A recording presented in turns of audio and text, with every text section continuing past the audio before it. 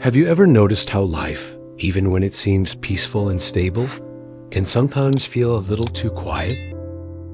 In the suburbs of Japan, where mornings often begin with the sound of bicycles passing by and neighbors greeting each other politely, Yuka lived a life that seemed almost perfect from the outside.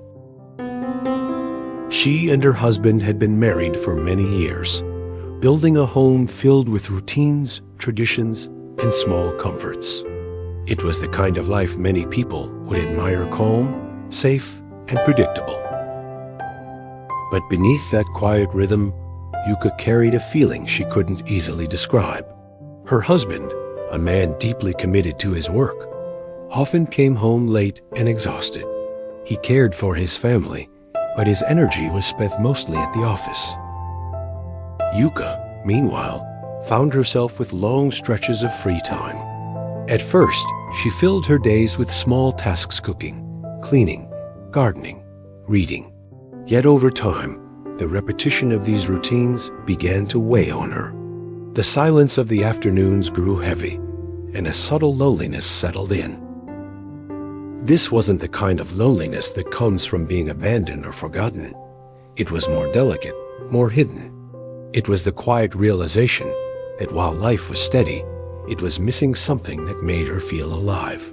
She wasn't unhappy, but she wasn't truly fulfilled either. And this feeling, though soft, began to echo in her thoughts. Yuka often reflected on her younger years, the laughter she once shared with friends, the excitement of new experiences, the joy of exploring new ideas. She wondered if it was normal to feel this way after so many years of marriage. Perhaps it was simply part of growing older. Still, deep down, she longed for a spark, something to remind her that life still held surprises, that even in middle age, there were moments waiting to be cherished. One summer afternoon, the air conditioner broke down, and Yuka's life suddenly took a different turn. Yuka contacted the repair company. When the company's staff arrived, she suddenly recognized a face she hadn't seen for many years. もしもーし。ご注文の品お届けしました。すいません。はい。ああ、どうもどうも。ご注文の品お届けしました。すいません。よかった。こちらがご注文の品になります。 It was Oma, her former colleague. He looked much the same as before, though there was a new calmness about him, a sense of maturity that time had given. The moment was ordinary, just two people meeting by chance, but for Yuka, it felt meaningful. She hadn't expected it, and yet, here he was. Oma greeted her warmly, with the same sincerity she remembered from their younger days. It was not the kind of dramatic reunion one might see in a movie, but something far more natural. Still, the encounter held weight, as if life had gently placed this moment in her path. They spoke briefly, exchanging updates about their lives.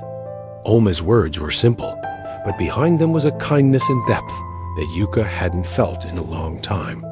It wasn't about what he said, it was how he said it. His tone carried patience, empathy, and quiet encouragement.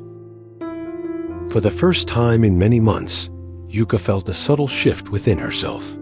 She realized that maybe what she had been missing wasn't excitement or change on a grand scale, but rather connection, human warmth, genuine conversation, and the reminder that life is still rich with meaning, even in its smallest encounters.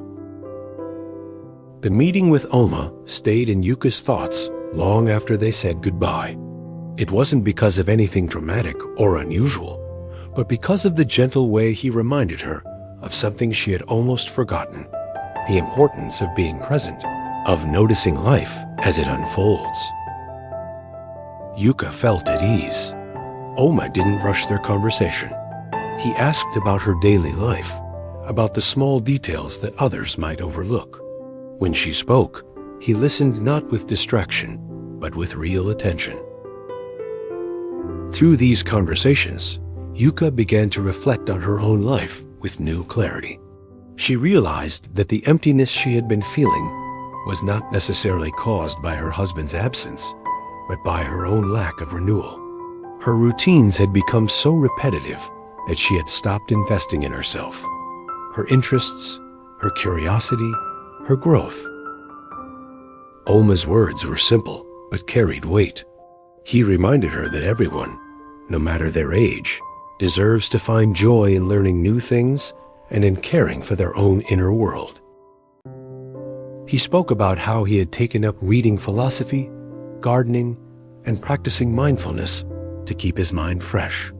It wasn't about escaping responsibility, but about enriching daily life. Something inside Yuka shifted. She began to see that her marriage was not failing. It simply needed her presence in a new way. She had been waiting for her husband to fill the gaps, but perhaps she could contribute differently by bringing energy, new ideas, and warmth into their home. Yuka realized that it wasn't about searching for something outside of her marriage, but about nurturing the love that already existed within it. Oma's presence had served as a gentle mirror, reflecting back the parts of herself she had neglected. He hadn't told her what to do, but his example reminded her that life is always offering us the chance to grow and rediscover joy. In those moments, Yuka felt grateful, not only for the encounter, but also for the lesson it carried. Sometimes it takes an unexpected voice to remind us of what we already know deep inside, that happiness is not about waiting for someone else to change, but about choosing to bring light into the spaces that feel dim. As days turned into weeks, Yuka began to notice something remarkable. The more she invested in her own sense of joy and renewal, the more her marriage seemed to revive itself. It wasn't about grand gestures or sudden transformations. It was about the small, consistent choices she made each day. She started taking walks in the morning, appreciating the quiet beauty of the neighborhood she had lived in for years. She joined a community group that gathered weekly to practice calligraphy and share stories. And she picked up her old habit of journaling, writing about the things she was grateful for. These activities may have seemed ordinary, but they gave her a renewed sense of purpose. When her husband noticed the change in her energy, he too began to respond differently. He still worked long hours, but he became more attentive during the time they had together. Sometimes they would share tea before bed, talking not about work or routines, but about dreams they once had and memories that made them smile. Yuka realized happiness in marriage isn't about perfection, but nurturing connection and growth. Meeting Oma reminded her that renewal comes from within, not outside distractions. Like a garden, love must be tended to flourish. Her marriage didn't change overnight, but each day grew stronger as she brought fresh energy. Her story reminds us that life in the suburbs, or anywhere else, can sometimes feel repetitive. The routines of daily living work, chores, responsibilities can create a sense of monotony. But within that monotony lies a hidden opportunity, the chance to rediscover meaning through small actions, new perspectives, and the relationships we hold dear. For Yuka, the key was realizing that she still had the power to bring energy and renewal into her marriage. Instead of waiting for her husband to create joy, she found ways to create it herself. And when she did, he responded almost naturally, as if love itself had been waiting for a spark. Relationships are living connections, formed not only by time, but also by the effort we invest. Like a garden, love flourishes with care, patience, and kindness. Happiness doesn't require extraordinary events. It's often found in everyday moments. A smile at the end of the day, sharing tea, or a morning walk.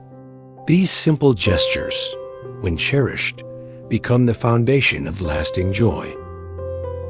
Most importantly, growth never stops. At any age, we can learn, renew, and embrace fresh perspectives.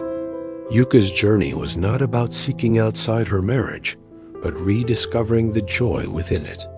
She realized that love needs ongoing attention and that even quiet times hold opportunities for renewal.